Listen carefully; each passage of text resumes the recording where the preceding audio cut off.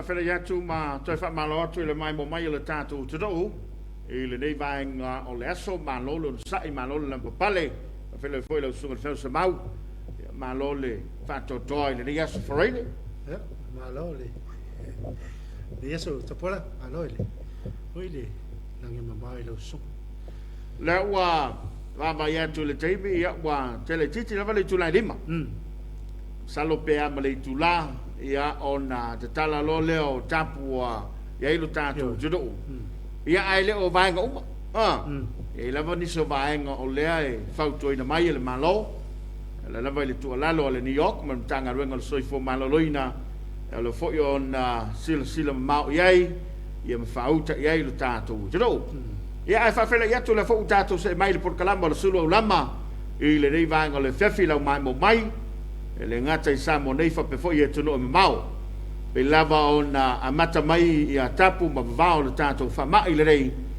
ia o le lava o ye le swinga le tato kalamba e pe na amata mai le tula lima ia au fa vanga le taime mo moli mai o lo fa anga fe moli tai ya tu mai lunga lo penga te fai langi ia ma fa le fo ile ma fa tawatu ia wale mai mo mai o sio tato tu do Samoa o ma le aso le la ri ya so manel por las io adesso lavoro che lo mai tau ile ma o voi fatto ma nel parole adesso tu voi nei se talo io fa per voi poi se alla vaina Maria qui si va bene tele na tu fia lia sa me sala foi fatto anche per manila usa non se bau il fa fo be lo tanto tu fa malo de titi lava dengan fa time fa malo tanga wenga ole soi fo malo loina le ngata ilea ia o le vanga le New York ia fa befo tanga luengo le leo ia ma le tele o unanga le malo le lavalo lima ma so te wau ia wale tau tuina le malo so tatu jado pa malo fo ile Tapuaiga Samoa malo Tapuaiga Samoa ia me se lavale o foi nga luenga tofia le tu ia so se fat foi taulanga tai o kale se te tas malo no fo talo tai voi le talo mo tapo ia pe o fai wa se o tato watanu ia o tato ia i sa le nei fa mai ia le o vai atu i ata le le bo o fa mai ia fa tai le o fai nga le no fo talo ia wala va se man vio se o tato watanu oile na wa mau mai tato fa salonga ia tu no mau ma wala la tu ma ia o lo fa anga fa boli tai fa le no foi le wala Tapuaiga Samoa nei ana e foi fai lo mai le fionga ma la fanga ia poi foi anga ia le fa fela ai ma le fa malo ia ai mana tu lava ono lo tato ye pea ia o lo ye lava ia fautuanga ale tanga wenga ia mo le malo tato tu ia le tuilo no toru le la o ia fa solo ia ele tuilo toru le ia nga ia fa solo le ta o le pusta e tongo tuina le la ia tu ile lo suma ia wa ole to tele na le o fautuina le tato malo ia pe ia le fa boy ia matatu ia ile vai so fopea ia le fa nga solo ile tuinga le ia mo le to tele le malo so tato tro fa talo fa toi fa malo atu ia tu to le o ma mai tato fa salonga malo foi le papale o le nga fa tai male vi fa ia o tato loto ile tua ia le lava ua bavala mai ata o tau leleia ia uanga lelei lava ma lo fangia le tua Samoa o le tali leo le tatu talo ia ma le whanau no ngā manua le ufai ngā ruenga ia a o iaiso tatu tulu i sa salva vau ia ma lo vore Tapuaiga nei o tatu atu pensione ma lo man malo ia va pe voi nei ma tu tama tina matua no la tu fai pe fai vale o Tapuaiga o tato fai ia tato fe ngai ele ngata i tama tina matu e tono no malal fanga ia va pe mo tale ma pui fanga lele fa malo la tu Tapuaiga ia fa malo le on sai pe lava fa fonga lo tato to ile sa no nga le fionga te mai tai pa le mia ile tai ona le la ia wa fa manino ai au fala ile tulanga wo ia ile fa ngala ka pedeta e fa vai lava ile fa tuanga le New York ia ma le matanga luenga ia wasio tatu to pe falling mai o le wa amata na tatala ia ile longa tala tele pe il fa te ngau potonga ia na le tolu se fulu la fa le no mela le mo mia pe ta ua le tolu se fulu ngai lalo ele ta ua tolu se fulu ngai lunga e ta ua pe le o yesi ta ua tele fera i se si tua pe o le fa na u le se fulu ngai lalo le to ya ve ele fa ma fa le ia mai de o ai fo ya onga le fo ya ta fia ya onga pe o wa ngana ia fa me to pe ta to tonu le to e lima sufa mi no te ora ia ona tala le ia wa ka vai voi wa ma to foi no fe ai si pe la vo ele tala le tatou tapu le taimi ele ngata ilea ia lo fa mal se pe le tau ave pe le mask pe ona mai mo mai ia o le melnik ia ai mai se te o fa la lave le menge de fingo tal ia ai mai se o le tatou fang fulima pe de mai mo mai le tatou tro ai o le tulanga le na Samoa i lau mai mo mai ma le fa fonga tampo mai mai se lava no fanga fai tele ma le lo tumu ia le malo le tatou tro e fa tuaina le la e o le mask po le tani fonga ia tau tuana tau sia le va lava ia o lo fa manatu mai ma fa manino ia mautinoa e tau sia lo tatou tro ale fo mata watu lunga lo penga to fai langi e fo ni so tatou paanga le wa mafuta mai ia mai lo latou lo faanga fe moli tai ia wale mai mo mai lo tatou tro le wa tele tunai lima e ni so tatou paanga e pe o sunga ia jama patea awang ia sunga tusa nga solonga ta lo fai lo sunga mai le so mal lockdown ma no ia mai tusa leila lo fo le tua le wa telefone to tua le fakasa tv ila na porkalabo le Suluaulama ngata fo ile ia fa malo atu ele ia ila to le wa tu sanga solonga le ya tipa ma good evening malo la vale to stai Samoa sai pe ma wa pele file update ia o le mena o le foi nei malo foi fa lo tele male sai mai mara ya vi yone ia fa lo fatu lo se sio so i fomoria ia lo sunga le Afiafi me por calame se le au le lei lo mas io fa time por calame mai Wellington io e lo si wa kau fe sa se ia kuma kala le mas le lei vi ele li ia io e o le nganga fa tai lea pe pine nevi ta lo fa te pala fa pelo sa tau alo le tu atu no fa tai le tau longo ma fu tatu i Brisbane lo fa tu show tina o sau malu ia malo mato ai ngau lo topa alo fa fo i mo lua fa tai se saleo ta si ana fa tal va tu va se lua malo se fumia fa munia tele tua malo se sa o to uma ka ples Samoa ia malo fa tai se saleo ta si ana le o ma watu lo mafto mai le tato por kalama mai a Christina Falaniko so i fo manuia i wa fionga lo fatu mai au kilani di usila lo fatu mantu wai ngai le visa le mo ia Christina ia o lo manuia le visa le mo ia fa tai lo mafta mai swafa leki ia fa tai swafa a fionga tu tolva fa tai ma nei por kalame fabria le tua mai sini au setalia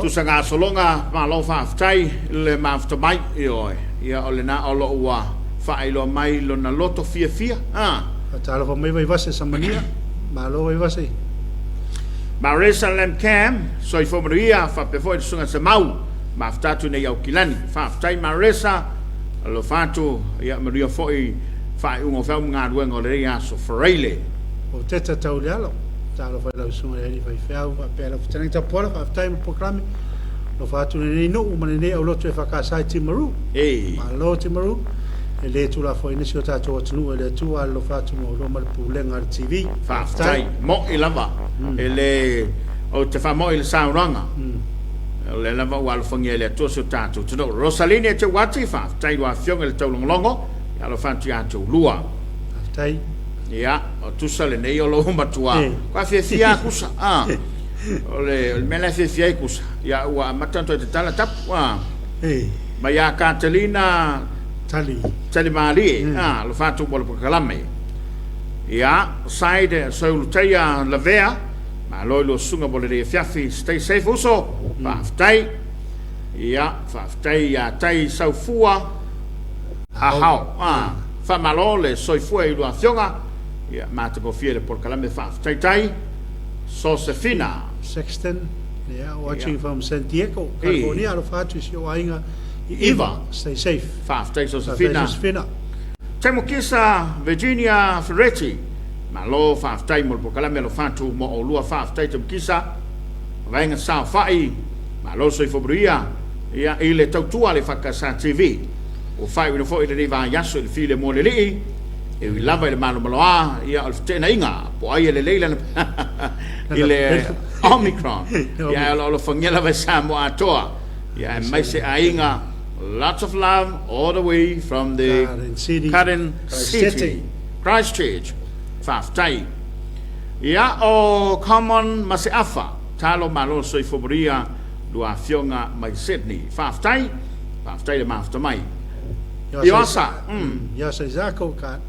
Talo whai lua sunga lo vatu i matu ainga ina iafu. Sawa? Iwasa. Alo whaafitai. Yo, tatani mai pangpango. Ia alo maafta mai sako i pango. Ambrose Maris. So i fobria. Ia go sunga bar por kalame. Ile ne ia fiafia lo fatu whapena foi. Alo fatu foi. Oscar Jr. Malo le soi fobria. Ia ile nei vai ngole fiafi le ua mawatulo mafta mai le tato por kalame mai Kendra Australia le ya tipa maa I mean to say keep the peace and be kind io le ya io le tulanga le na lo yai ma lo tu toni ta lofa mai Afghanistan nai top the pole Rantel neo maloto lo mafuta mai fafta yatu le sunga fe maloto ya wa misia wa le foi le wa le sau io ia sa le va o peleti ala inu ese so i fomu i do afiong al fangia le to so tanto tro poi lo to so i fomu le fa mai God bless fafta salvao ia ka mo salvao le ngala ku ia fafta yatu fa fele yatu ma fa maloatu ia ma folo fatu i le mafuta mai le nei va ngale fefi le totua ale whakasa TV. Tele malo tātou turu le ua, mau mai tātou whasalonga. Pama iato le ua, suri ma minuto te nei le tu lai lima, ia whamalo atu le ngālulue. Lo le tautua. O whelawa saanga, ia nei aso. Ia, whamalo. Hawai sa, hanga i ngā utere mo manga, tōs ni talo, manea. Ia. Ia, nisi wisa, e dupi sa, ngai, whai ngā whai. Ioi. Tu langa le na ia e pe ia le fa nga tau ar taimi ia mai se o le nei vai tau o le ua mau le lao lao e ta pena pena ai mau ta malawa ia wa to e fa nga duenga ia e te le pis e pe o le mai la pata inga ma le fautuanga mai le malo e le fautuaina po le tau fia o na e aonga ia ma tu o le fa mo mai vai so fo a nga duenga ia no mo tino ai e nga duenga Lua vai aso leo lo mata i tua i le malo po le tulanga i le wha mai ia whaila mo solonga manuia ia ma te ese mo tātou te rou whaile nam vi ingo le tua ia e whawhile e toim whaatalo whatu ia e le ima whaina whia i tangata le teimi le rei e le ima whaina whia i le teimi le rei whatua whia i le te o le ono e le whapea e tā le ono o lau e lunga le wala le eisi tā le ono ia whatua ese malo whale a le tulanga le na toi fa manatu atu le tatu tro a foi na te mai mo mai tono mo te malawa i Samonei ia o le tulanga le na ai mo to i America Samoa ma tu mau io na foi e o tu la fono o i la tu la fono wa pe o tu le i Australia i Sydney ia o la agua o te tala fa sola to na pa o me le fa ma fo le fa yo lo telefon ia a la o tala o tweet tala fa ma e pe o se fulu voile o faila e Sydney Australia le tala England ka ko walu fa kasi ma fa ma yo o ai o ka ko e alu ngasi ia ai e pe voile le wa se foi fa ma ile i te va va ia tu ai na tolo wanga le va ia sole o lo wa mata na fulu ese fa ma i mo tatu tu o pe o le na mata me na po le ai ia fa e ma fa foi o ia timo ia wale ia la pata inga o timu nga mawhai tauno si o tātou watanu. Ia. A rea lau whia te minna ia. Wha malo toi lon sai, malo le lampa pale, wha malo le lampa pale si o tātou tudou. Ia, le ia se whaiva e asa ma se mau mau. Ia ai whaaftai lo tau lampa pale, whaaftai lo tau tualalo, whaaftai lo tau noftatalo. Pa ia o le au whai ngā luenga le Tapuaiga le kāle sia e whakasā, mai lava le lau le fontele, fa pe foi ia sa fainga te mau le kalesia ia le no fa komiti pa ia le fainga wenga so se fata fai taulanga na io tato matua pensione ma lolo no tang ia pe ola to tal sanga ia mata to talo ia le nga so solo man ia fo fa o mai pe ona isi tato wa tunu ia austa ia lava ia vai inga ia tu atu ia va ve fo ia na o tato se tulanga le ma to volta tala le sa fai la sonna a tato ngalo lue fatas usta ia polo inga mal tanga luenga mal New York mal malo ia fai tato pitola au fai la to pitola fai ngofia tato se ma mali ai tato te fela to ailo ia ona tele lo le ves ia va fai fo ora wa amana ia foi se tau long atu yo pe mai le matanga pe ya so wa le da mataire pe e se le vai ngo tu mai o la se vai ya le an fo tu tu fatas after ya fo ya la to sao tu malungat pai pai so mai ya tau mai mai en ma ta ngo pe va putu e to ya ti le si pai pai ya e foi ni se la to le wai lunga lo penga to fai lang ya lo fanga pe mo li tai mo ainga ya mai sem fai lo mai o le after mai tanto kalama o le Suluaulama e le nei vanga le tautua ale fakasa TV o folo fatuai ya mino be ti maka ya malolo on sai do sunga mo tele le nei fa after mino le ua maua le yatu lo mafta mai le tato por kalame Catalina Talimalie stay home and blessed from Auckland alofati a ingo su tamai lo li mala ingo su tina ia fenga fa aftai Talisa, Ropeta, Mayama, Talofa, Mai Faleula, Moliato, Lofa Anga, la Lomonga, Sungal Feria Sakayo, Mayama, Perfecto, ya Lei, Mayava, Alofa Anga, Evatine Faleula, Magia, le Polcalame, Faftai, Lo Mafta Mai Sungal Feria, Perfecto, la Lomonga. Lis, Ta Afa, Ta Lofa, Malo, le Soy Fobria, Mafuta, Tine Solo.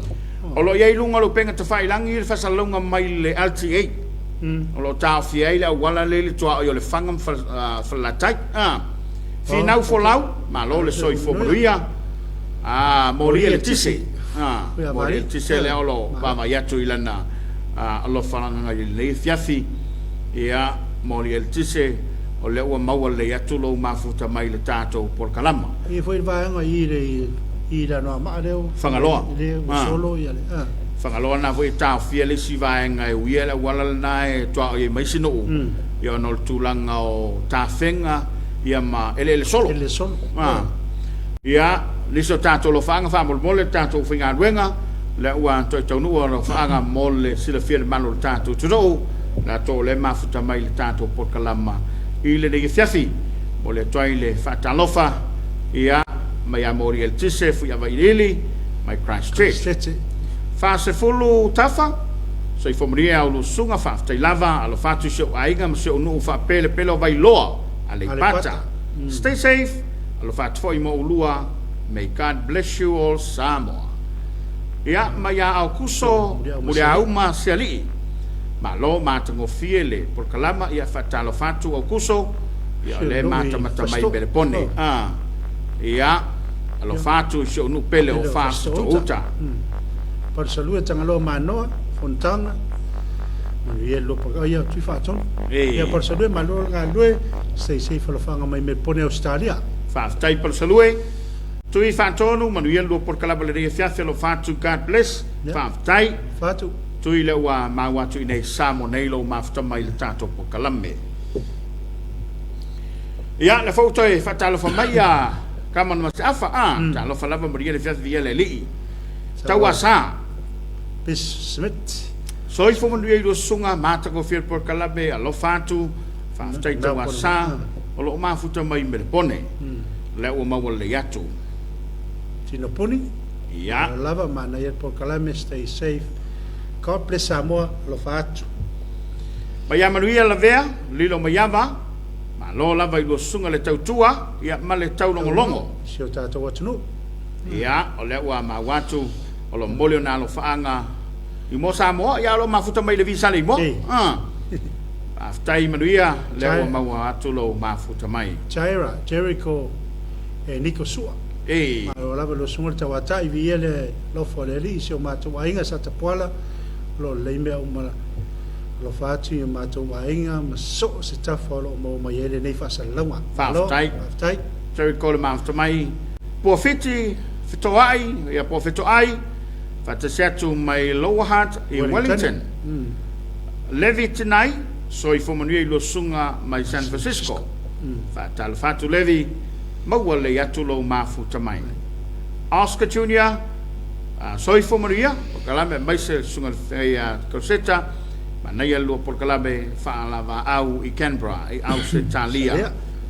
Alo. Sesa leota si wa ana le fu to mau mai tanto so tenga Wellington ya alo mafuta mai nai Wellington tonel tanto por kalame ma fan vai me tuli ta lo fa lo sunga lo tul foi ne fiafi se moleto lo faanga ya mosio mato tina ya lia ina me tuli fa si to uta ya lo faanga mai Brisbane no salia fa tai le mafuta mai le foi fa fo mai ya yo o mato le o red light tato le wa dan me lo kako orange ya tobio seu patal fatu lo sunga malo la vale soi fo maua sina leo good evening and talo fa la valuacionga malo le soi fo mria lo mata mai ia Bay of Wellington alo fa tele atu mo le tina peleino le nei ainga yan lo salia ia fa aftai sina Alofi. Malo se fo manuia ya lo afionga fitau I lava le por kalame. E mana mai mo sa le lo por kalame. Malo nga lue lofi. Malo lon sai. Ma venga sa fai mana ia mai le tu falenga. Nei tua io lo mal falo so matu ainga na tu mai pola e ta fil komiti. Io o fale olea io mo kwa fale o matua. Ia sifanga sanga polutele fatalo fatu sifanga le mafuta mai le tato por kalaba le Afiafi ai monga le lua se vo manuel lo sunga tu mai foi le Afiafi from Tanoria vai vase malo vai monga petimara tia I tuitea fa aftai fo I yesa la fi mai la lo ba peti on kwa mo kau ki le ali fa aftai le mafuta mai le siomika ya fakalaku io ainga pawa ya masalo se fa Filipino pa se le afa mo le atolo fanga io ainga solo mutweka ya fa aftai to fa le lua ya ese foi lockdown le matou e lo kai por kai a ko ai fa to a tale le Afiafi wala ngai be ko e fa ipo e te wati maleko malo mol por kalame maftanti New Zealand fa te wati ya mele motaa ta lo fa me Wellington ma ngai fa ngol lockdown na mai yo lokka la so ako yo fa le moi ai ole po ya mof kakalo malo fa tai ya mata watu ile fetulin mail malo tanto tro ya wal tanto por kalama ile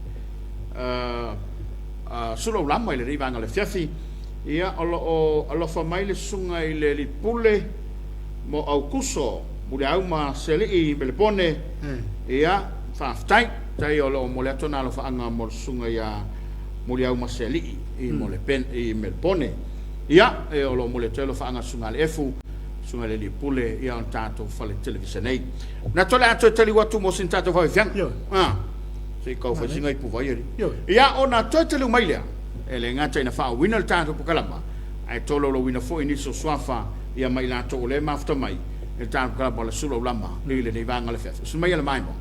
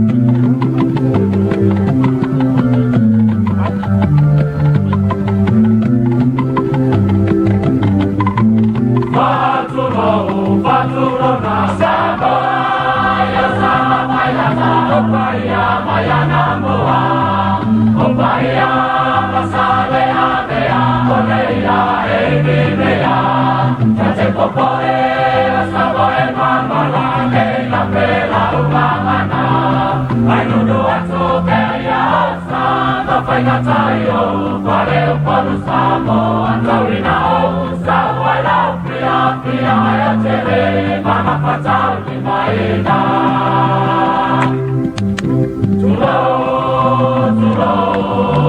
Tutuilama manua, Opo mai turani suama, Vai panua, Tu au malatawa, Saole sale au moa, Opuma pea male lau niu sailua, Atuna le pale manua, Wasoto le pale una, Ulema suku ai tu au malatawa, Ai tai, papea le mau palati, vai andasa moi sa sai moi masisipo, vai le mala vai sawa, e pau mai pale alupo.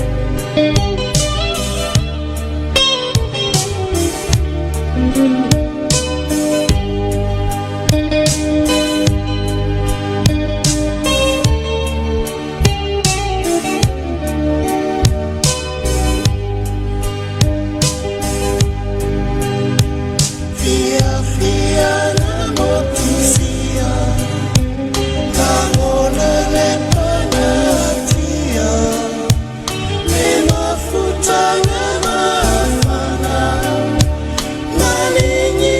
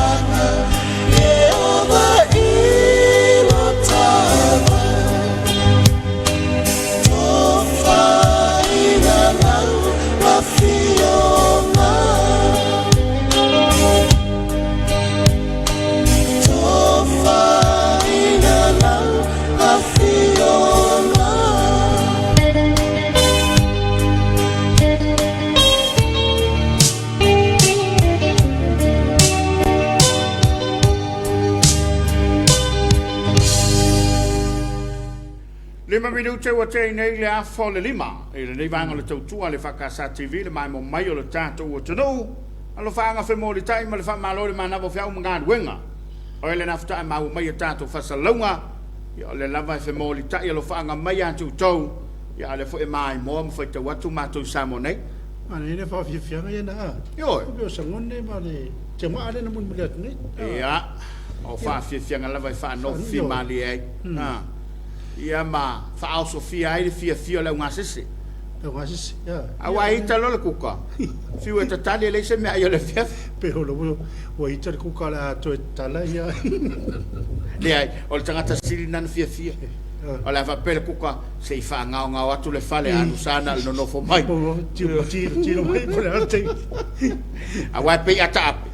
Ma mala na ngā duenga. Na lo matua ma le toina le lantau singa. Ia maia. Ia ma le to tele. I whato apa lasi atua le teime mana vai whau ngā rua. Paura vanga le la ti ngai le ulo le kuka. Yo tamaiti.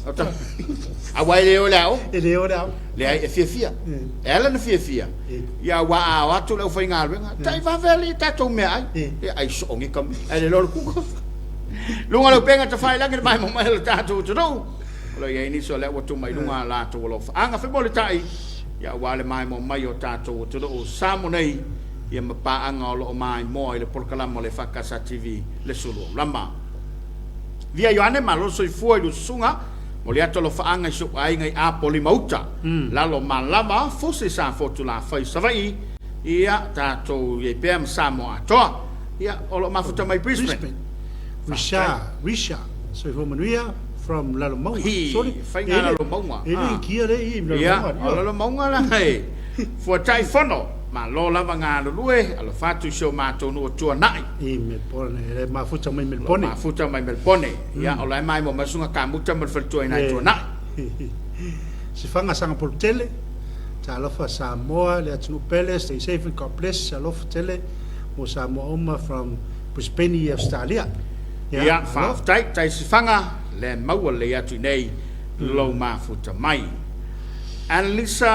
Elizabeth te atua ma lo nga lue lu sunga ma futatu nei Levin i New Zealand a pe o le visa alo fatui ya nga mai Samoa alo fatui mo lu por kalame stay safe Samoa Teresa Tapuaiga va te lava ta alo ma futatu from Hawaii mo le to lo fanga masio ai nga pele i le visa le mo afenga sa le longa ma tango fil por kalame lo fatu stay safe ma lo whaftai.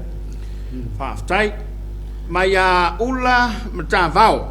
Ia ta lofa mo lo sunga whatu mono i ainga Samoa, usi sa Tapuala. Ta se ma lo i pou, ma la whanau mo ainga umai salo manono. Ma pe foi ainga stoi na ia whenga. Ia ma whale ula, ia ma taliawa. Whaftai o lo mafuta mai melepone. Alo whatu. Whaftai tele le mafuta mai tai mo alo whaanga whemo li tai mai. Felicita Kalolo. Felicita. Felicita. Sorry. Ta lo fata pola le mafuta tu nei fa. Fa pau. Manuia le por kalame. Fa malo Felicita. Felicita. Fa pau se Feliskia le so lunga. Pete Samuelu, malo ta wata i lua fionga.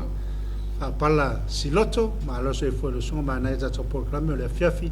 Singa fa fianga lo se matumata tu si tina matua. Ia, i se fulu to sanga. Malo. Ia mana ia fai lo mai po fele mafuta mai ai. Ia fa aftai fa pala le mafuta mai.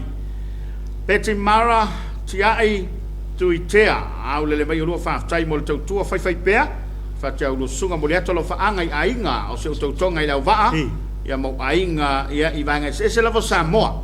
Lo fa tu mo lo mai melepone. Fa aftai peti souvenir to filia tan wasa ma lo se from Point England au Kilani fa fitai mo por kalame mata mo fia lo fatu ia lo fatu foi souvenir ia ma ia tu sanga solonga na foi o lo wa ma mai le tanto klaba e se por kalame tai au fa mo mole i o e le tanto por kalame le aso moro tui avia fi manuia mai ni winsa au Kilangi io i va ngare evendeo au Kilani Filipina Alessi manuia por kalame lo fatu Samoa io lo mafuta mai New Zealand fa aftai Pete Nansen ti potea ia o lo mafuta mai Wellington Missolini Whalapenga. ma lo tau tua fia lava le pokalame mo te le atu o lo whanga siu tina wharetana ngā loa sa fune sa vai pai whalapenga ma inga umai sa mo lo whatu from Malaysia Malaysia le lo mafuta mai ai mbole na lo whanga mo wharetanga loa i sa fune ne tamatale whamalo atu lua whionga leo te mata matatu lua pokalame stay safe Samoa lo whatu mai au kilani whaftai tai le mafuta mai neta ia le foi wa vai atu ia ula matavao alo fatu mautou umalava mai melepone i au setalia aftai le mafuta mai le tato por kalaba le Afiafi ia mai a Paul Teofilo maloso i fomaria ia awokoe ia faftai Paul mafuta mai feo faaki savea faftai lava i lo sunga mol por kalame pui lava i le atua Samoa alo fatu mo ainga umai sa fai sa le aula vai sala i savai ia faftai mai au kilani New Zealand ia ne alai maloso i fomaria tawa le mafutatu tamalivi maloso i fomaria ia tu to le Afiafi tu manu tu la popu se fomaria ta pale lo lua sa se lua alo fatu mo lua ma si o tatu o tunu ia al fatu mo lua tu manu mai vonga aftai le mafuta mai le tatu po kalama le Afiafi mai Oscar Junior ia AJ and TJ taupau ia Oscar Junior na so fomaria le lua po kalame fia muriati alo fonga matua falenganga ia Reverend Yorina Malfaretua ia whaftai le whakasai Canberra i Australia whaftai Oscar tai le mafuta mai AJ ma TJ taupau ia taupau na lo mafuta mai Brisbane Australia tai le mafuta mai le tato por kalaba o le Suluaulama Hinerangi moana iese Tapuaiga alo fatu ainga fale apuna na ia le por kalaba le fa longo atu ia mai Vekas e leiro e mau po Australia po Brisbane ma Las Vegas in America ula matava watching from Turanina Melbourne nga ono fa lave ma lo i lo sunga mo le sa ile yaso faftai tai faftai mo fa malo sol faftai tele la fo ile mafuta mai ia po fiti fetoai ma lo la mo nga le yaso sunga lo fatu ia lo molona lo faanga mo na yona inga sunga le fafenga ia sunga i vava e mo le lo faanga le o tato wa sunga fatal fo mai ia sunga ia sunga al sana mal faltua mal fanau alo fatoi mo rosa sa muli mo ta mal fanau ia mal ainga ulu tongia ia fanimo mal fanau alo fatu mo to uma faftai po fiti la ua mai ona tolo luina fa leoina mo mai mo mai le tono Pelas Walker watching from Melbourne malo pela malo mafutamai Paselio le afa alo fa mo sunga mariele fiafi kaple Samoa faftai tele tai mo famrianga ia malo fa anga fe mo le tai mai o le tato por kalame ia o lo wa to tele na malo tato tudu le na vai va yatu ia lo anga i mai pe ia le alo faanga ia male fa malosi ia male fa malo ia male fa aftaile no futetalo ia wae e monia au ile mai mo mai me fo ia lo faanga fe moli tai mai ele e wila o lo tato ia fa mai alo tetalo fo sa mo le tru mo lalang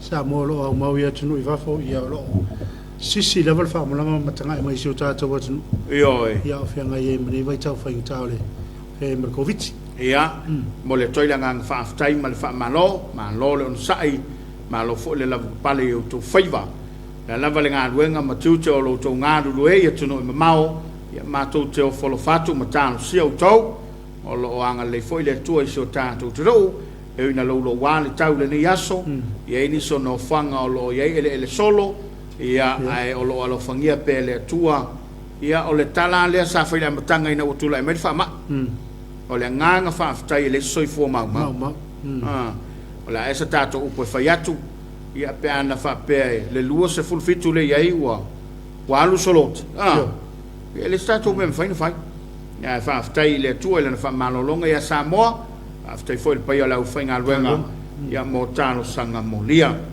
fa malo atu i ile Tapuaiga le au foi lo le tonu tono fianga mana fanga I le fai pule ya wa pe la to ia lo lango fo nga lu nga leo ya sa le ya wa le va pe so le tonu nei o ti ele o nga li mal yo to ti le fo nga lu ya pe so ni le ali fai pule o nu malal fanga ia le fo fai ngo fia ia fa tinino o ngaluenga ia wala vale ya sarta tu ya pe fo tuanga iso tato watu le to es fu li mami no te tale le tu la ono manaya o le ono le fa to afa tanga ia o le mo to ina no fo ina no fo to le tino to no fa la fa lo ia tu tau langa le tino ia ma le o te mi fo ina le tonto e ia se to le fa fo tonto penda mo le fefi fa inga le mo le fefi o lo fautoina pea le tau fia o fana witi ia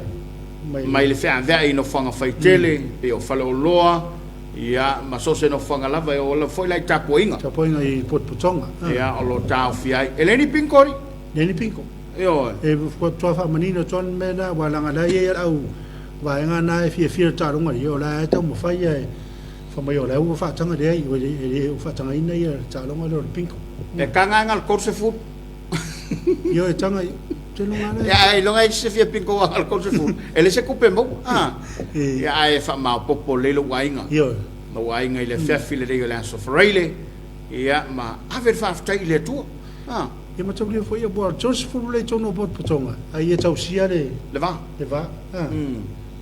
a wona I be tai a wo fo nei se va ia wai se va la tai wai e ono pisel fa mai pe fa ia fia sisi ia a le tulanga le na o lo fa manino atu mo le sila fia le mamalo lo tatu tudo e mana tole wa ta pe mai le se cho mo vingo le tua sao tu pulanga televou ta pena io to finangalo mo tatu loto ia a olio di mai le ta penanga al tatu tofi ia wal tatu Tapuaiga fia file tu la ono ye tu la ono tatu Tapuaiga ne fia fia o sa un dia le e ka le sia to ke sa mo mai Sinamoga I laro te inga le sunga le whawhenga inga ia Larry to whae ono Williams ia o le amai mo e le tunu le tulai ono e le tatu Tapuaiga ta pena ia le una le tua ia le ua ta pena mai ia sao tu pulanga ma vingo le tua ia e ta pena io tu finangalo mo tatu lo ta mai al tatu sao ninga lotu mo le Tapuaiga le fiafi ia ona toi wha wau le tatu kala mo le Suluaulama ia ma femoli tai mai lo faanga ma tolo lo winatu ia wale mai mo fa fonga lo tato se do se mai mai mo il sao tu pulanga ma vingo le tu al nefiafi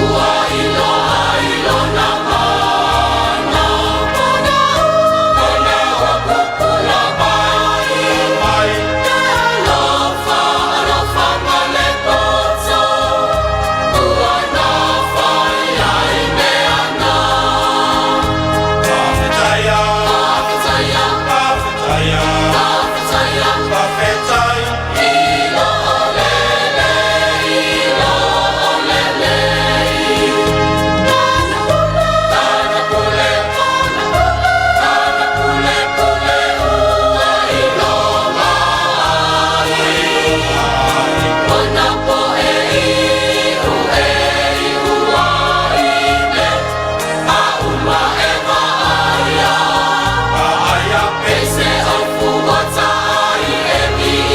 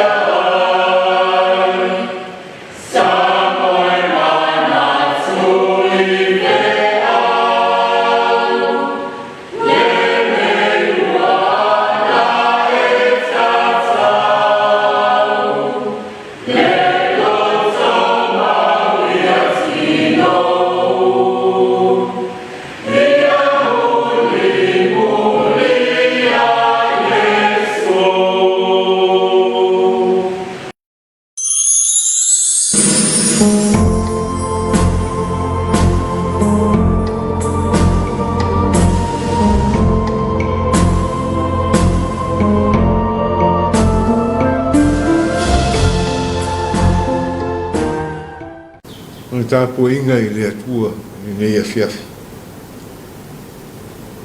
Wala wina pele a nganga fesoasoani o ele atua. E ne ia o mai lau mawhanawhana ma lau while mu. A o mātu watu i a te oe i le viinga.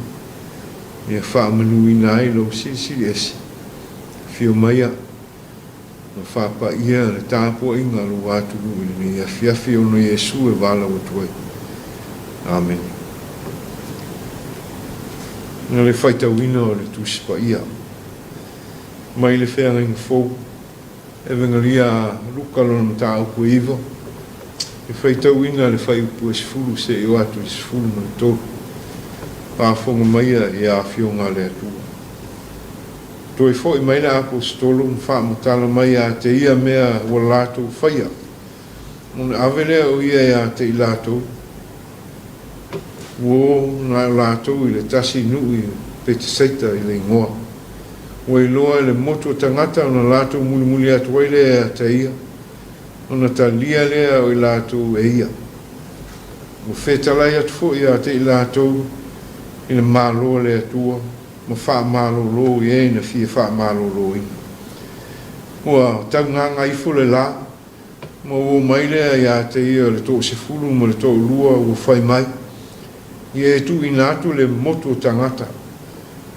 Ina ia lātu o atu i ai, ma whaoa ai, ua lata mai. E api ai, ma mou ai se mea ai. O wao le mea lea, o le mea ngau o tātu i ai nei. A o whetalai atu i a te ia. O whetalai atu i a te lātou.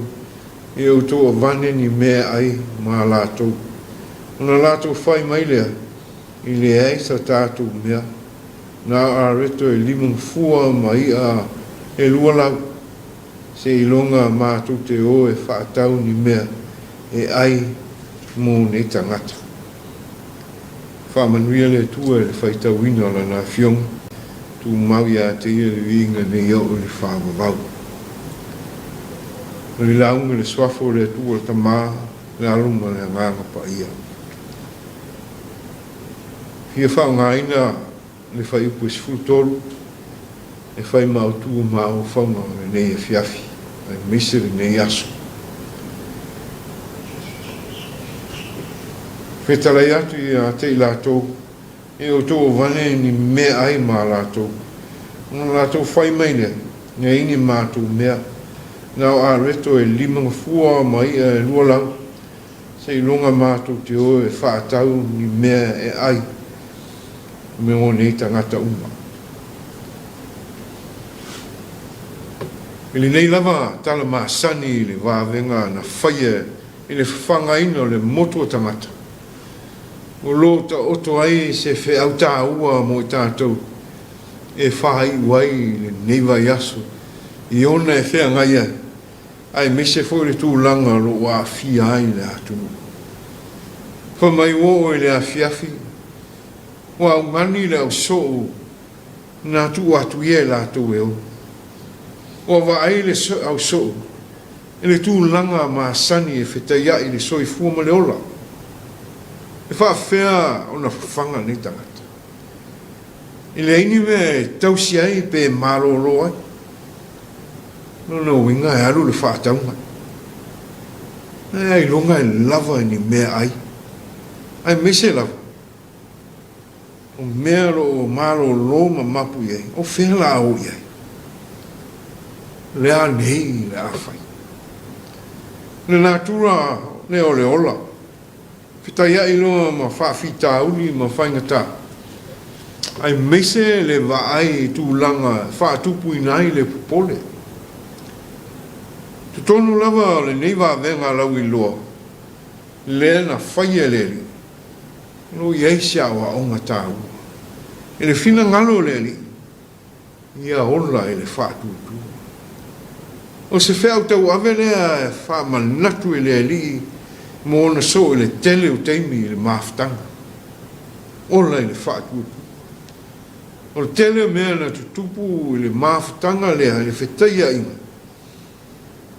ele va fe ngai ai o la so o meleri tele le mala malama la so tele na fe numia a fita ia e mai ia tu langa e le mauton e tu fe sili wala tu la ngona o la tu la ngona foi o le ala fai pe moni ea mea lo tuku mai o mai la so na le lima nga fua o areto mai e lua lau se longa ma te o e fata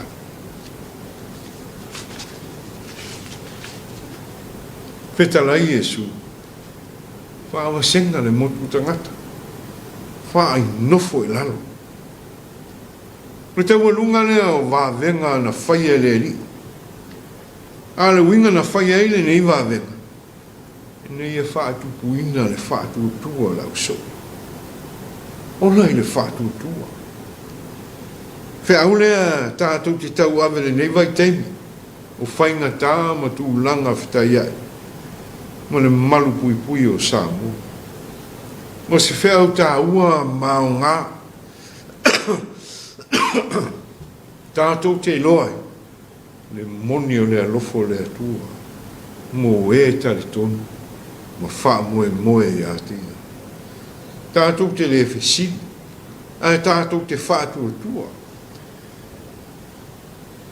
Mai tali mai lava, mo o mai lava lo nanga le, mo e mau i te mi uma. Le wha moe moe ma warunga lea, tu ele ma le va venga na faia le mana fa ali o le tu ala ya Yesu na la o nga ta ua le e leo ta ai na ngona fe vesia manatu fitaia e ma fita ma faina ta to amali ai ma mau pe to vai o le atu nu ma itato uma pe o mai vesinga fitaia wala ia le soi fuma le olu. Le wha moe moe mawalunga pe ia na ia ile awa unga le li ile wa venga le mo lau so. Ia ola pea ile wha.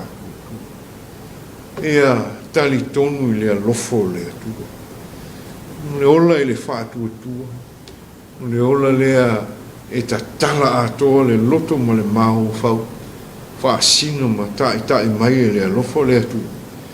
So se ala ma so se fa moe fo e lo fe nga ye na tu we ta tu wola pe le fa tu mai pe le fina ngalo le fo le tua e leo e fina ngalo ma roto e fai ma ta yala le fa moe fai wai fe au manga wenga le vai aso ta tu wanga tu ai ele fa moe ta ave le masina nei fa unga ai mise le masina fo lo fa tu mo lo tali tonu le tu na ala mai ai le malos na fo e mo ai le to amani le ola le fa tu e mai ai la mona tau ta tu ti sa ili ma tau mo fai e ola pe le fa moe le lo fa le tu e mnuia fe au mga ruenga le fai unga nei vai aso e tausi ma tai le atu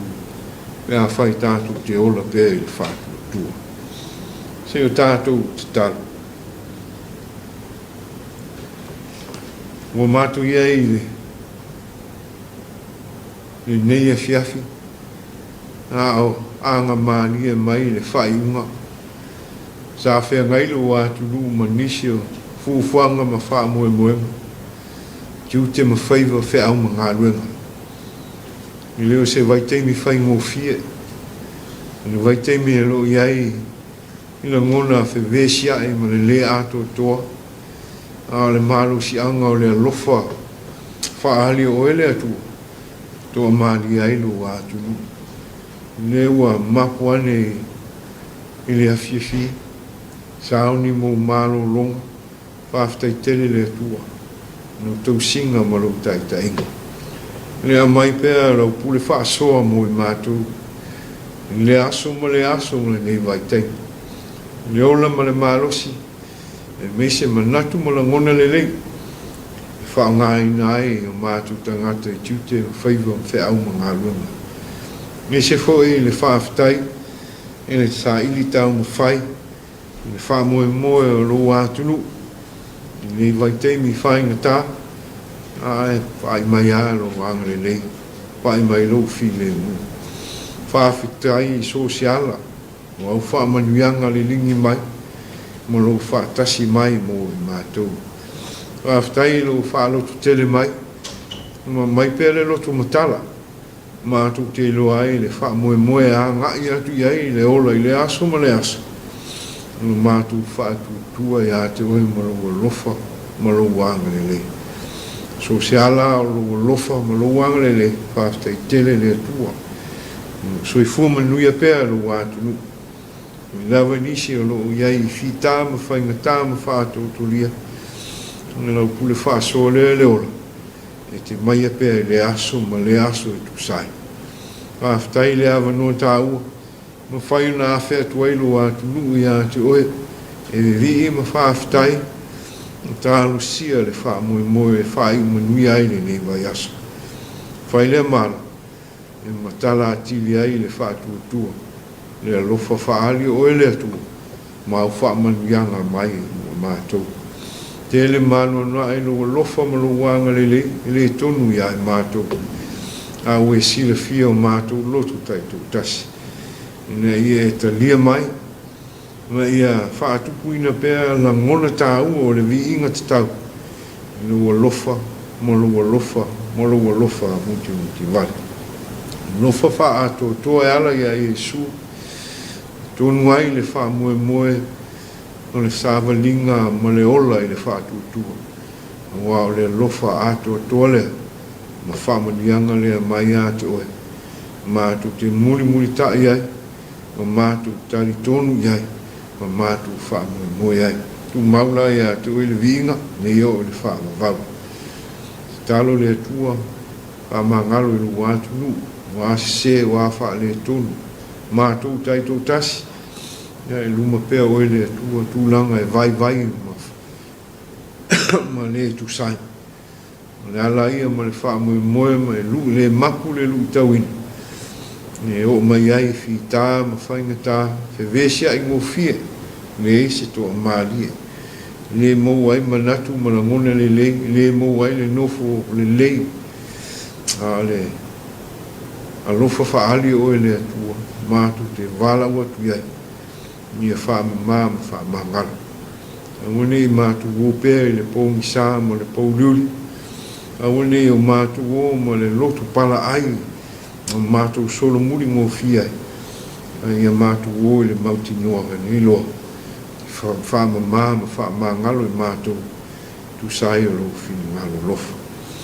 Mātu ia i le wha i umo le nei vai aso, mapulo atu no mai vesingo le vai aso no le fe au mo le tiute ai mese fe ngai ai o la to le fita i tunga le malpui puia ta peneino le ala mo ai pe le to malie mo tau mo fai ta ofi ngai le vesi e ono le fai na ta wa afi ai no atu no ia fa manuia mo la to mo le nga luenga tau mo whainga ina ia iai pēr le saunga le mu atu mu. Ia manuia fōi le atu mu atoa, ngā ia se silinu matua se iho se silinu e titi. Lato unga lo whitai tunga e whe au ma tiute ma ngā luenga, tonu lau mālo, tonu fōi o e kāle si e fia, mātu talo ma mātu watu pēr le nganga o le whātua tua. Te tausia pēr ma tai manuia le wha moe moe. A mātu wā ngātu le wha ingo le vai aso. Pātasi mai oe le atua ma wha manuia. Mia fo ia mātu ainga, manuia fo i lo wātu nu i so se tūlanga. Ia mesi fo i le larolangi a toa. Toa māli e pēr. Ia ma matala lātu loto i le wha moe moe le ola i le wha tua. Ma le tali tonu i le ua lofa. Tausia ma taia ina manuia ma le while mu. No sauni le atu nu mo malo longa, ia sauni ai mo whi au whai ule vai aso. Ia leo tai lo whina ngalo alofa ma lo wanga le le. I wha moe o Samoa. pa fu atu ele viinga ia pe la ngona manatu tele o talo sanga ia te ele tu ia fai tu so lo fina ngalo au mato loto ia lo file mu ia lo wanga le malo bolof le tai mu mato no Yesu e valo tuai amen ole pese se la fitus fu leiva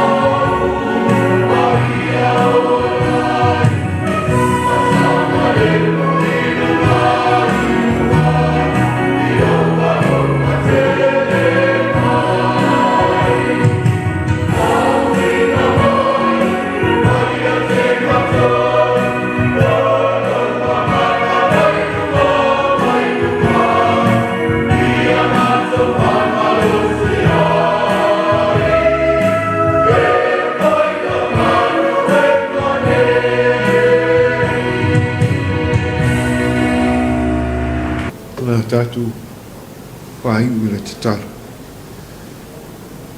Sauni atu lo watu nu mo malo longa le ne yaso.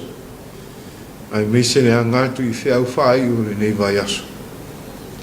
Mātu te ole atu I lo manuia malo file mune atua. E malu tia e pea o tangata ma le lalolangi a toa. Mese fo e lo nganga whasosoani. Tala I pea o mātou loto I le mātou ola I le whātua tua. Ma le anu anua I o whamanuianga mō I mātou. Le ala lea le mātou wala watu. Ne ia tu maulea mō I mātou. Ne I o le whaavavau lawa. Amen.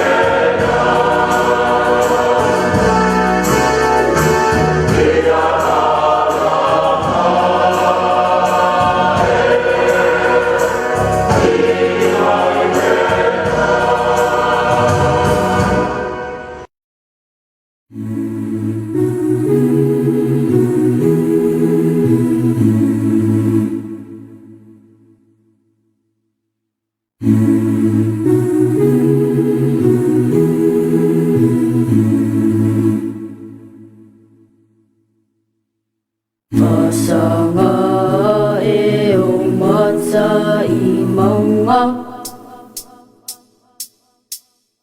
lo o lo ma lu ma wa lunga o nei le ai se le lei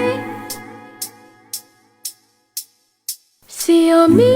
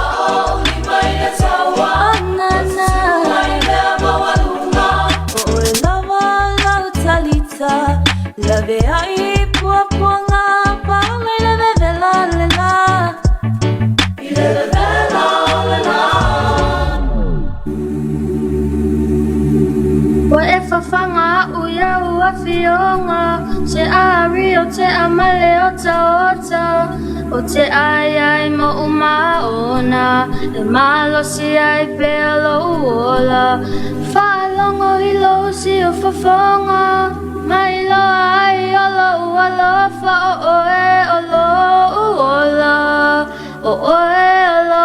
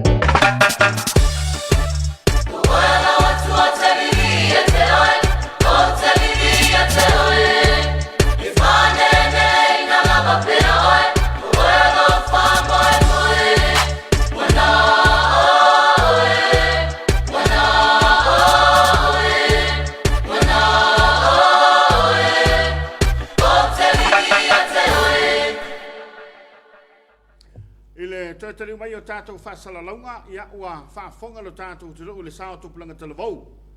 Me se vingo le tua e pei o na, ia i le neivanga le Afiafi, i le tautua whaawau le EFKS TV, i le na porkalama le Suluaulama. Mena tula foi ia ua tō mai langi langa ali le tamawhai ngā. Ia le tātou Tapuaiga le Afiafi, ia maua anta o toatu i o tō whinangalo mō tātou loto, le sāvali o le tana le nei, e pena tāpena ia i le sunga le whaawhengainga. Ia le sunga ia Larry? Larry te whai ono. Mo le ngā whawhte tele le sunga le whaawhengainga, ia wape hore ka le sia. Ia mo le au, tau mo le le Afiafi, ola i le whātua. O vita ui le mawhai ama le vai teimi o le. O le whawhenga fwoi lena whai Iesu le whangaina o tangata e toa. Lima afi. O mai leo so, mai se tauna, mai se tupe ngā tau te o tele tangata. Mai Iesu e niwea. Ia o le ia lima whalau. Ia mai e lua. Longo mali e le tāpenanga le wauna le tua. Toi whamanatu mai ai tātou e mai se lava ia o le nei vai tau. Ton foi o le nā ua si le fia ma tātou malamlama ia i le au mainga o le nei fiau mo le nei fiafi. Ia e whamalosi au. Malosi au lo tātou. O te mawhalenga le sunga sengi. Ia. Sengi pale ia o le lava e after ia tu lau sunga le whawhenga Larry ia mo le tātou sauni ngā lotu whamalo foi mo Tapuaiga i le Afiafi ma le taia o lo tāpena ia i lau whainga nwenga. Ia le foi wa o le mai tātou alofanga fe molitai i lunga o le upenga te whailangi ia mai nei tātou paanga o nei tātou ainga o mai masani o lo mai mo mai le tautua le EFKS TV. Whale lopo la malu. Sa le tema. Ia tala whatu ia o Maria Australia. Maria Sydney Australia whaftai tele. Silo i sauvau, ana epes pesenga yaso la, maringi i lavo ki kala, kama wawawa. Wawawa sulua. O le matavao, mana ia epes pesenga. Pero la tui sa mai mo mai le teimo le Tapuaiga Afiafi. Tupu water siosi, malo lava le whamalosi, mana ia le porkalame whaftai. Ula matavao alo whaanga mo aingi sa tapuala masalo manono, mai mele pone au se talia. Whaftai tele ula. Pele swoka, lo whatu i ainga pele, sale au mua le pata, watching from Melpone Australia. Si whanga sanga polutele, pese lavo le nofo ma, wha solo ma whaunga i leo langa. Yo mato. Fole turis. Ia, vatea e beach fanle sale panga, se onu pele, mo le ato lo whaanga mo na yo mato inga umala vai sale panga, sale sa tele fale a lili, laulii Samoa atoa, alofa tele atu mo sunga mai Brisbane au se talia. Free we see, ia o mafuta mai Idaho. Idaho, ia. E Amerika, Mussolini whalupega, ia malota utu alo whanga mo aingai whaletanga lo safune, ia o mafuta mai Malaysia, whaftai. Ia o stasio lo whanga mai a moana Langwana, alo whanga mo aingai siumu mai California. Margarita, as O'Brien, ia so i fo Maria lo vaselua, ma fotatu, ia Maria fo whanga o Australia so, alo whanga moriatu, mo ulua mene ainga umai Samoa, le auvaa, le visa le imoa, a le sa, ia o mafuta mai... O tu veio. Ia Australia o Queensland. Ia nila i Saroni, po ia nila i Asoni, taleni, ma alo le sunga ma lua vaselua, fia maftatu por kalama le Suluaulama. Mai se sal pule le solulu, ma le sfreile, ma alo le tau atai lo whanga vatu sale au mua. Whaftai, tai nila, le mafta mai le mai mo atu tatu, tudo umama yatu. Siloi sa vau, ma lo se fuero sunga lo fatu nei Sydney, Australia. Whaftai siloi. Willy Welese, ia lo fatu por kalame mai New Zealand. Tai Willy le mafta mai, le uma watu lo mafuta mai le tatu por kalama. Evita fatasinga, ia fa malo ya ulua, malo le tau atai. Malo ya emi tapsoa. Le olo mafta mai le tatu por kalame. Va viane falana ia lo fatu mo le tunu pele Samoa, malo le tau tua stay safe, alo faanga mai a falana family, mai Rotorua. So ngal fia falana i malfatua, tal fatu. Peta Samuel o ftelatu mona eu ai malava i vai vaseuta. O titai nau, a futa tu wai kato sila malo tau tua tunu sunga ye pui ngale tu so tata wa tunu I fa mai fa tai foti tala yalo au tanga vaia so I fomanuia I lua fionga mo liato lo faanga ina yo ainga I sa fa to le fanga ya malato fa nau na fo le au le fewai ya ole mo lia lo faanga I sa fa to a peni finau malo le nga lo fatu mo na ainga umai Samoa mai New Zealand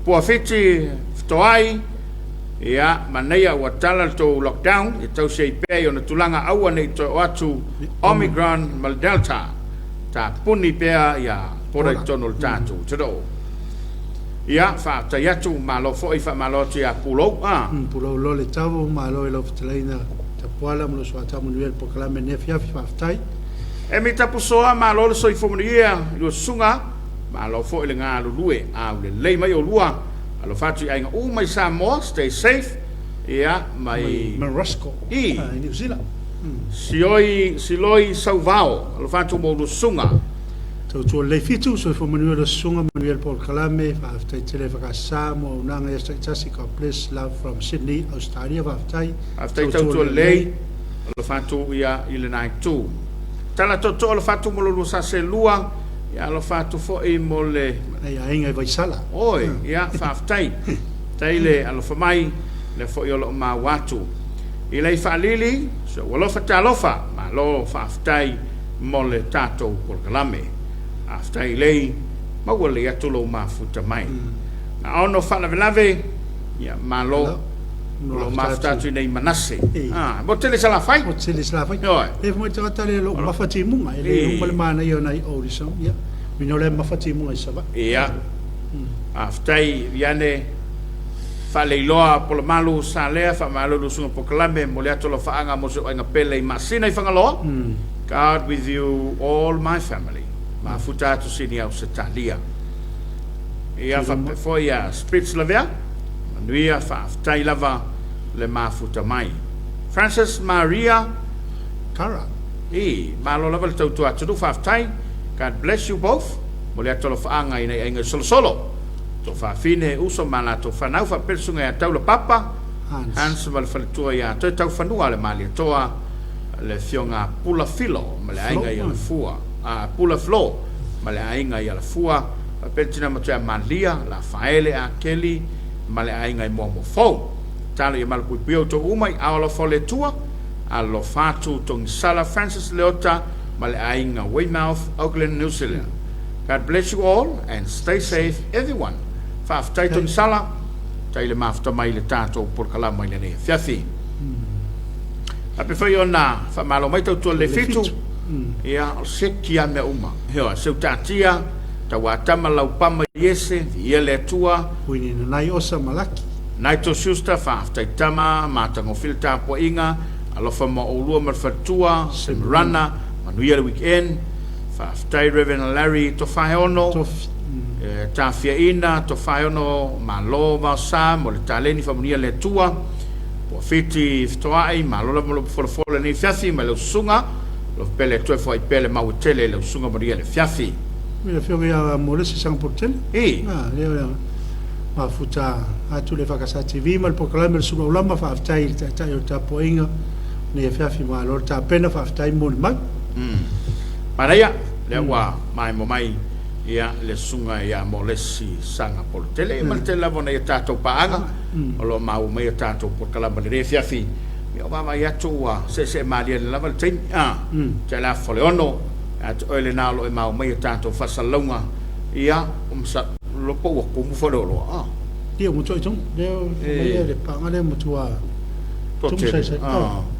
tau tuana le pepatui tau tuana le talifonga ala pepatui e fa pe na tape na talifalo lo mo so fa taunga ia lo no winga fo tonu fa lo tau si foi le vade tau si le vade mika mo mita ya le lo mita le ita e to mika mele ya le pe no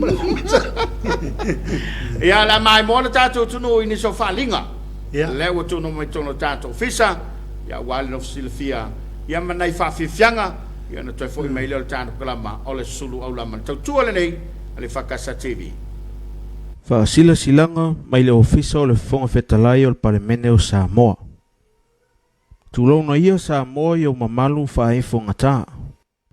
I au pa ia whaale tala lei, o au pa ia whaale malo. Maise au pa ia whaale anganu.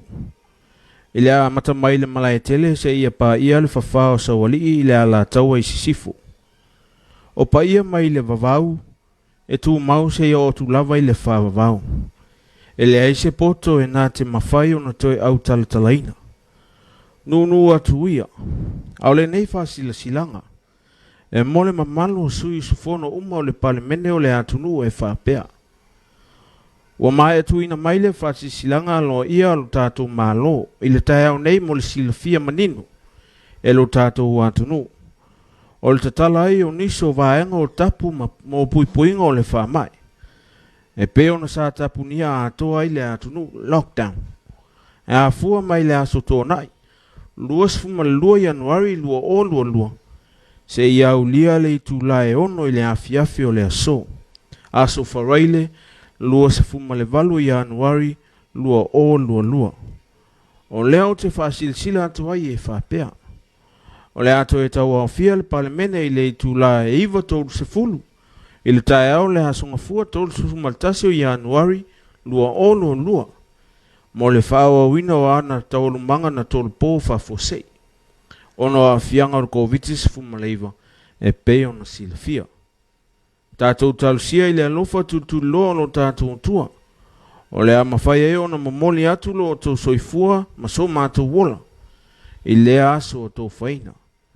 I ai foila na puipuinga mana i so tātou atunu. Au tātou iai le nei vai tau a fianga o le whamai. Ma le whaalo alo tele, sa inia on papali lio o loipola ta eu masipau. E ka le sia wha potuputonga Congregational Samoa, ofisa o le whailau tusi ao ao. Fontanga, Komiti o Whea ese. O le ata oto ia o pa ia mamamalu wha le atua, o pa ia foe mamamalu wha le atunuu, a o le nei wha silanga e mō sui mamalu uma o le Komiti o Whea ese a le ka le sia wha potuputonga Congregational Samoa e wha pea. O la tātou whailoa inga ma le asi singa e beo na whonga ina ma fua mo le asonga fua lua se fulu ma le wha Januari, lua afe lua se fulu ma le lua ua le wha taunu wina. Ona o pola inga le malo mo le COVID ma ona puipuinga e beo na wha salala wina. Ai te talo atu i le ava ma le wha alo tele. Ina ia tātou poto uma i le whangafa leono i tā malingi i le asonga fua, tolu se fulu ma le tasi o Januari, lua afe lua se fulu ma le lua, i le valu i le tae au, mo le whātaunu wina o la tātou wasi singa. A o le aso lua, mua o Februari, ma le aso lulu, lua o Februari, lua afe lua se fulu ma le lua, ua tofaina mo la tātou fontanga masani. Tālo sia le anga le leo le tapa au sili le langi, e malu puipuia pea si o tātou watunuu i a fianga ua iai, ona o le wha mai o le COVID. Whai ama le wha alo tele, sai nia le nei wha silanga, Reverend Vava Tau Whao, whailau tusi au e whakasa. Whasilanga mai le whakasa i poutasi whale alili. Tau iei nau whapoi whaila mea, ma o susofa le vao sā tulou, e whaingata ua mātawina, o lele ua taoto i vanga le la au ngase. Ai tau ina mātou ave i whale sau, se i tau vele tai le hatu vao la lave, e whaingata o lele ua malu maunu le toanga, i lona vao fili malona a fautu loloa. Whātulo toi Samoa, iau pa ia wha le tua, iau pa ia wha le malo, mau pa ia wha le anganuu, tulou. A ole nei wha silanga, ua whaia ma le wha lalo tele, mōna i o mātou tau ainga mawō, o mātou lupe o lo wha lele ono le tala lelei. Wha pēta ma whanau o le nei nuu, i Samoa nei mātunu e mamao. Taluai ona o tapu ma vavao ua iei le atunu ono mawhatianga ua whenga iei nei. Ua manatu ai mātou nei alo o whina wina le ngā luenga le atua ilo tātou nu nei. Ina ia tolo po ina le nei wha moe se ia iai se aso. E wha mālulu o tuai ona o le tulanga. O mātou manatu lava o le a le tuulolo ina le nei wha moe. Le asa taimi se aso foi o le tamai e masuinga mali ai le nei popua ngā. Pea tsai ma le whina ngalo lo folo tātou o tua. O le a mātou papai atu lava, e longo ina loutou malu. Anga le leile atua, malu tia loutou soifua, alo mawhanau pele so tātou toro i Samo nei, matawhai thia o le lalolangi, mai au tau maua na whaamarianga. Miele atua ia Samoa le tunu pele, mai iai pea lo na aula aveai, e toa whimalia i taimi whaingatā. Ala whaanga mamoonga le leuma, sa inia le whaafegainga ma le ulotu, e whakasā pautasi whale alili. Whaasilanga ma le matanga luenga o whaamasinonga, ma le whaafoina o tūlanga tau whaamasinonga. E ele manatu ele o toe pō mala ele sila fia le mamalo le tunuu. I le tūlanga o iei sā ma vavao lo tātou malo. Mō puipuinga ma le malu puipui o le tunuu lau tele. O le ai whaasila sila antoi e whapea, mō mua, ua le whaataunu ina le sauninga lotu whaapitoa le whaamasinonga, le ana fuafua mo le aso whareile, lua se fuluvalo Januari, lua afe lua lua, se ia toe whaamautu se aso e whaataunu ina ai. Lua, e whaawau peo na tāpunia ngā luenga le whaamasinonga, se ia toe whailo atu se aso e toe amatali ai. Tolu, a vele nei awa noe mo mole e toi le whaamalo le whaamasinonga, i lau whainga luenga tōwhia, ai maise le sui komisina male matanga luenga o leo leo, o lo whea ngai mga luenga mō puipuinga malo si o tātou te noo. Whaamalo fo il komiti o whaamalave te tupu whaafosei, ma whaamalave mātu ia, mo lau tō ngā luenga whaiwhai pēa. Wato fo il whaamalo i lau whionga le pānemia ma le kāpeneta, mo whaunga whai ma le taitainga, a wale saunga le mū o tātou tangata noo. Whaia le nei whaasilanga ma le awa tele, Ronnie Ferretti, sui restala o le whaamasinonga. Whaasila silanga mai le ofisa o le whonga whetalai o le palemene o Samoa. Tūlauna ia Samoa i au mamalu whaefo ngatā. I au pa ia whaale tala le lei, o au pa ia whaale mālo. Maise au pa ia whaale anganu. I lea mata mai le malai tele se ia pa ia le whawhao sa wali i lea la taua i sisifu. O pa ia mai le vavau, e tū mau se ia o tū lava i le whavavau. E le aise poto e nā te mawhai o na toi au talatalaina. Nunu atu ia, au le nei whaasila silanga. E mole mamalu o sui sufono uma o le palemene o le atunu e whapea. Wa mai atu ina mai le whaasisilanga lo ia lo tātou malo, i le tai au nei mo le silafia maninu, e lo tātou atunu. O le tatala ai o niso vaenga o tapu mo puipuinga o le whamai. E peo na sa tapu nia atoa i le atunu lockdown. E a fua mai le aso tōnai. Lua sfuma le lua Januari lua o lua lua. Se ia ulia le itu lae ono i le Afiafi o le aso. Aso whareile lua sfuma le valu Januari lua o lua lua. O leo te whaasilsila atoa i e whapea. O le ato e tau au fia le palemene i le itu lae iwa tōru se fulu. I le tae au le hasonga fua tolu susumaltasi o Januari lua o lua lua. Mo le whaua wina o ana taulu manga na tolu pō whafosei. Ono a fianga o COVID-19 fumaleiva e peo na silafia. Tātou talusia i le alofa tutu loa lo tātou tua. O le amawhai e o na mamoli atu lo o tō soifua ma so mātou wola. I le aso o tō whaina. I ai foila na puipuinga mana i so tātou atunu. Au tātou iai le nei vai tau a fianga o le whamai. Ma le whaalo alo tele, sa inia on pupali lio o loipola ta eu masipau. Ufonga whetalai. Ola! Pakariak waroa! Awa, sola! Ei, te wate popole! Oi! Mana tō stepper mea? Uskepu! Whapea awa pori fua! Pole! Oi! Aua! Kawas! Oi, awaka! Sole makau kia vai! Ya va fe se va un bubu le bachon. Oi le la wa le ya la oi. Eso cover vai. Yes. Vai. Ei, pakaria oi. Che, você colinga la vai. Ya la. Para wa, oi la no como. Che de aí, você colinga me siro mak. Una ngawa. Pa pa que me alo ya vai, me vai. Vai. Che, a pe a se va caika. Ei. le alofa kia ya kai lungo le vai ka fia la kue pekesa o a o le pipili ua sao masio ulo tofa nau langona lo usai sai tia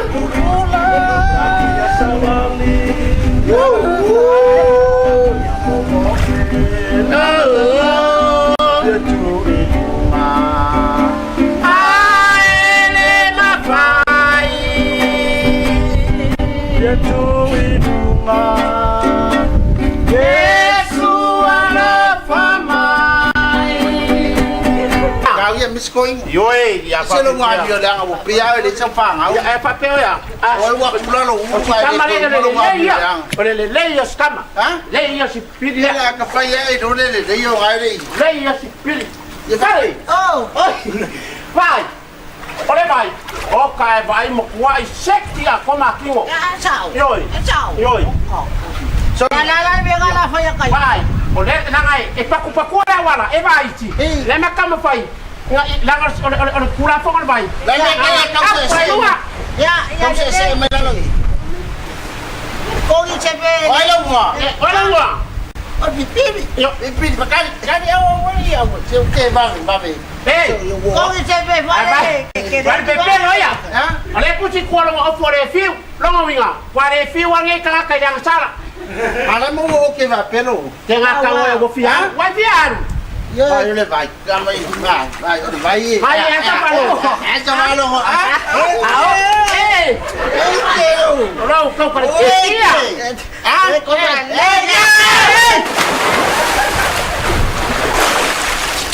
Tole. Awa saulan ya. Ya. Kelo kang ako vai la lo le vai, malo. Bosia kwai. Kafe feu mo kwa. Ba, ngaya le malo, bosio ka vai. Pakai sole. Ya wala ya. Kan balik ya. Ngawa mayo wa makwai ngawa malos. Wanu bayar ke kaele lewa kaele le bai petesa. Ya, nai fa fe fianga le fe Felix Mau. Mana ya foi le atapupu wala wali le? Ya, mana ya si atapupu le ya le fa malolongo. Estamos nem mi. Le to o mai le wali foi le tala fa tu spaia. Ya. Tai lenga le fa malolongo. Tu sama le fe awole fe file le. Fa to. Io. Ola le fa to. Ya, le ola le pili le na. Fai mai le tala wali. Ya, fa ta se foi ma. Nei fa se silanga ya, longo pui le foi se tata watno. Dawa. Mori mau mai sambo le fiafi. Aba ya tu ya ole wa to talo le tawa fianga le parlamento por verso fo. Ya le foi e fa silanga mai komite le kanesia. Ya fa fo e fa mo le fa kasai potasi. Ya le fo we lunga lo penga te fa ilangi lo fa anga lo tato utuno. Fe mo le tai mai ya mai ne tato pa anga wo mainga. Lo lalam papa o ia tuno mau ia masamo nei lo fo le lo mafuta mal tato kalama mo le sanga poltele maftato le fakasa TV lua mo por kalama Suluaulama fa aftai le tato io le Tapuaiga le Afiafi ma lo le tapena fa tai mo le mau le fola fai mata yala so tatu todo a fia ngai ma fa mai pisi fa miele to le sunga fa fia ngai ma fa le tua a fia ngai ma nga lo pa ia ale alo fa ngai mo ni atu le no pele yul tongia alo fa to fo to fi de pele ia mama yoa ma wafu ma le fanau o le uso ia fayumu me tuai wangutia ma le tausi a lisi ia alo fa to fo ia matamu ma se lan fanau lo fangele tuam pui malu tau mi tele le tu le tu pele Samoa fa ngai ma lockdown ia le file mo le tu ia Samoa uma God bless EFKS TV2 ma le Tapuaiga le kalesia fa potpotonga ke usano Samoa ia ai mai se lava e kalesia so fa tasi fa le tu le fa ungo le va yaso fa ya ma fa mo le si sang porteli se saleota si wa ana ma watu lo mafuta mai ia ile tato por kalame ile nei vanga le Afiafi se saleota no mafuta mai fa tele mo le por kalame watching from Wellington New Zealand alo tele atu ina yo mata wa inga pele va yala sa lo fata fa le asi le mwenga va yus alo tele mo lo sunga God bless fa tai pui fatu peri mareko feturiai alo fatu mo luta pala mo santau alo foi mo so se loto fanga ki so se tafo le langi ia manuia me uma ile no paia ia lo fo me voi lisma taafa ile mafuta mai solo after mo lo fola Oriana sa o tonga alo fatu i sa fana i fangali Oriana lia ina i Papakura New Zealand God bless ma lo te pala ma le do por kala me fa after Oriana Jasmine langele lo fa fia moria tu Australia New Zealand yalo tama fana o se o papa puleia lo fa vatu i puleia i savai lo fa ngamo to uma Vai loto te fa vale ma lo so i fomunile lo sono tra pala lo sa tau ma lo sa il yaso e il file mo le Samoa ma le folongo le tu sanga Manu ia le lua Afiafi lo fanga moriatu i sale au mua. Aftai. Ti manu loli se noa mane programa lo fatu. Mo lo sungo lo fa me programa lo fanga mai nei vai poa. Fatalo fatu foi il tanto paanga le il sapeta io lo molio na lo fanga mo lo tuanu.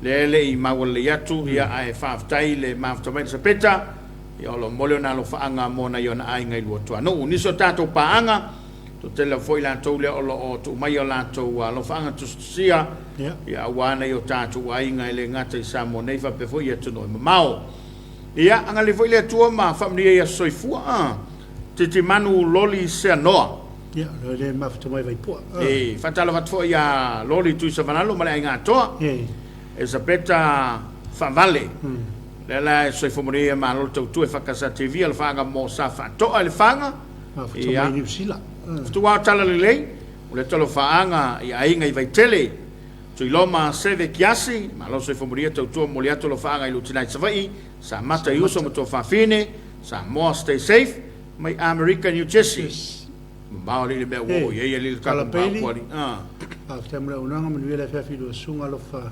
Oklahoma i America stay safe mai vai lo pa lo onne Samu so i fomoria go sunga ia ile ringa so frele maftatu belpone le fatu mo lu e mese se no pele lo to so ai sale mo God bless after ya one ia fa pe voi se saleota si wa ana ma wole yatu ia thank you so much for the update God bless fa after ya one ia fa after sesa ma na ia le seta popul na lo fratu ma ia positive to ai ma lo sautia ia fa maria le tua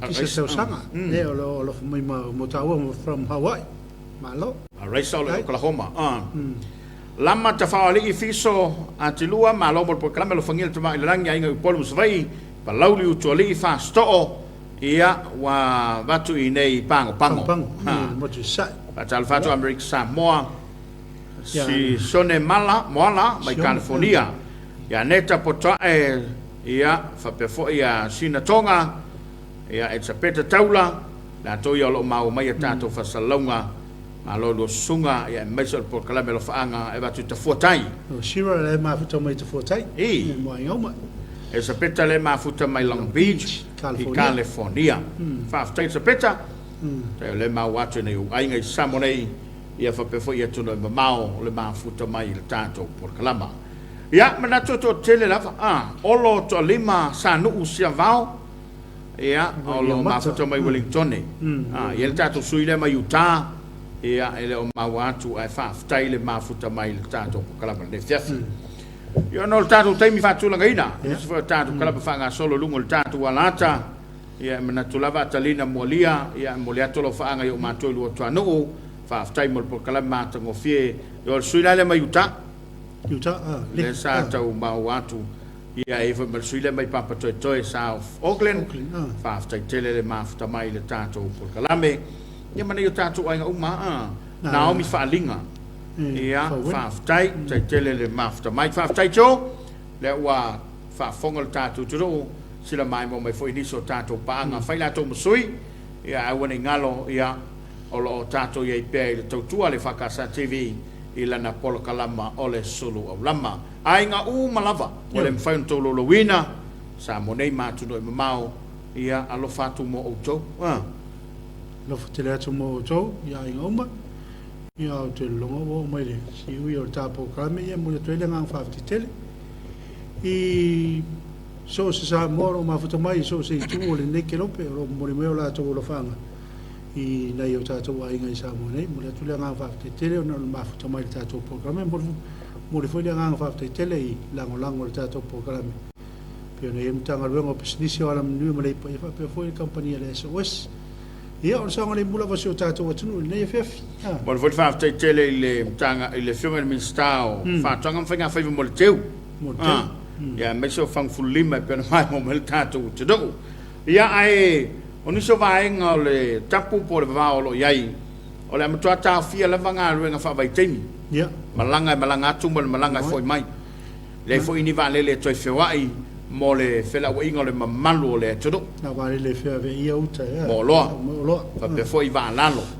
to te tala le atu savai ma le foi mai ia ai tautuana lua mita le va i to tonu le va Yo to ta vale o pasese yo le taxi to fa to fa pasese yo le passi to los full pasese to los full pasel pas so si lava le vale o le mito e foi la to le na sa sala il tato lockdown and fight e foi niso falo loa ia al mal tofo mal mal facile au pule mal facile tofo ia o le taununga ia o le totonga le sala mana to wa taurunga le tan klaba le fiafi awana ngalo ia te oi fa poponga le tan klaba le sale pule la forvalu le fefia na nei ia anga ia tu leiva te blava to tonu wai le fionga te fono ia la fa penan tu sa to ta to fa salonga le ofisa au tu le ta malingi ia mo le tu gang fa aftai ile mai mo mai o ta to do per sa no sunga fe se mau fa aftai tele ta to lang sua ia sili le ma fa aftai o e na mai lo fa anga o e le lo ta po mai sa mo nei ia mai mo ina le to tua ale fakasa TV mo le atolo faanga o le rei fiafi au taulunga le tāna Porokalama Suluaulama tātou toi whelai whelai sa tai au ai tātou toi whelai nā nei le Porokalama o le sale pule ai tātou whelai tai au matsunga se mau al sale pule tātou te whelai i le afo le valu i lunga le tautua le nega le whakasa TV manuia malolonga le po le fui whātaunga ia manuia fo ia ngā luenga o whengai mai la tole a ngā luenga ne fiafi to whasaifua.